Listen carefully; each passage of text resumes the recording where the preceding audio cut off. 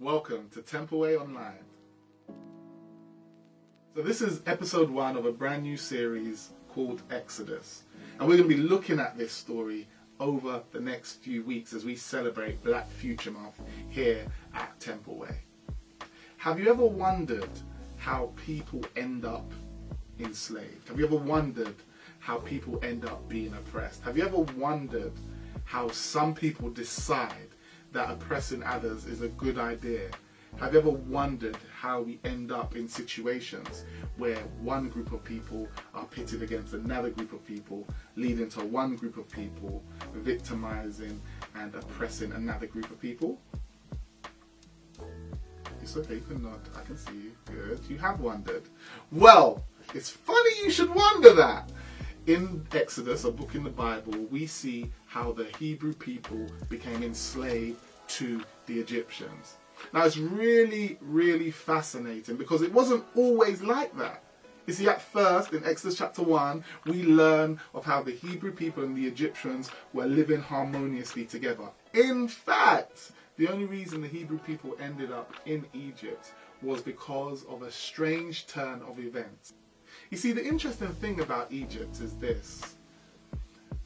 Egypt is the place where the Hebrew people initially found refuge, found hope, and found life.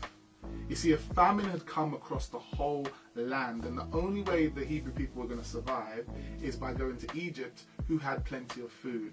And now the only reason the Egyptians had plenty of food was because Joseph, a Hebrew who had been taken to Egypt as a slave, was able to save them from the oncoming famine. And the way he did that, you can read it for yourself, was by interpreting a dream that the leader of the land had had at that time. And in this dream, it showed that there was going to be 7 years of plenty, followed by 7 years of famine. And if he just was astute and wise and put aside a bit of food each year during those years of plenty, when the years of famine come, they would have enough in their storehouse to save them.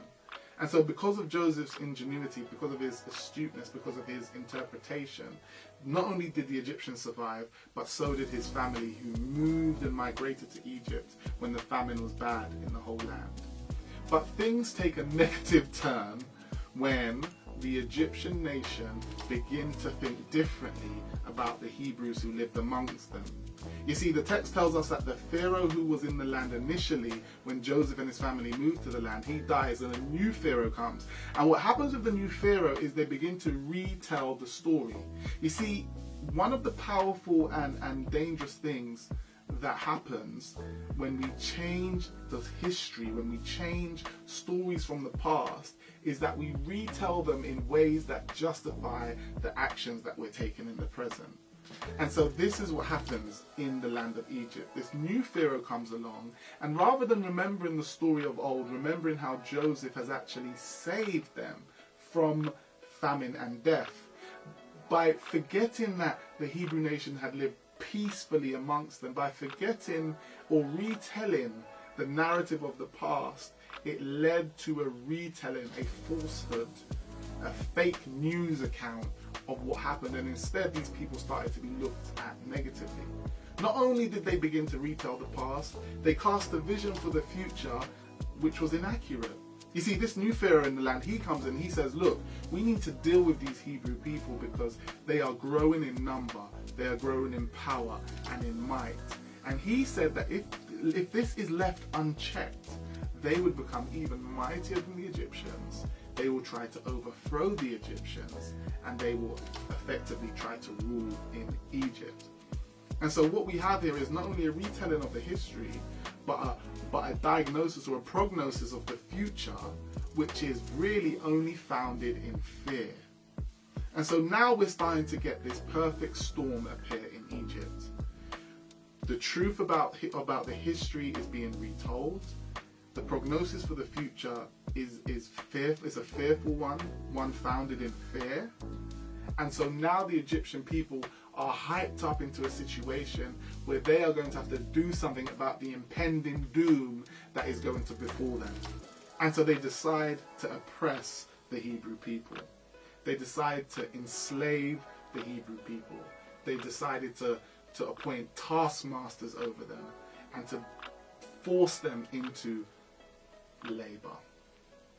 And so what we see here, a retelling of the history, a prognosis of the future which is founded in fear, and then actions being taken from that fear, led a perfect storm to brew, which led to the Hebrew people being enslaved. And here's the thing, throughout history we see this type of narrative repeating itself over and over again. We see people acting out of fear. We see people retelling the past and leaving out important truths about the past to justify the actions that they want to take in the present. We see people telling false accounts or hyperbolized accounts of the future to again justify the means that they are partaking in the present. But an interesting thing happens in the text if you look closely. What happens is, despite the oppression, the Hebrew nation grew larger still. The text actually says the more they were oppressed, the more they grew. And this is the really, really, really profound thing about when we act out of fear. When we act out of fear, that which we fear often manifests itself. Sometimes the road we take to run from a destination takes us directly to that destination. So we can see from this story how humanity has often used stories, the retelling of stories, the changing of facts, the fear-mongering to create an environment to justify some of the most heinous crimes in society. And so the question for you today is this: how are you letting fear manifest in your life? What decisions are you making in your life which is leading you to negative repercussions as a result of the things that you fear? Write them down, get real familiar with them so you can disempower them from the rule and reign that they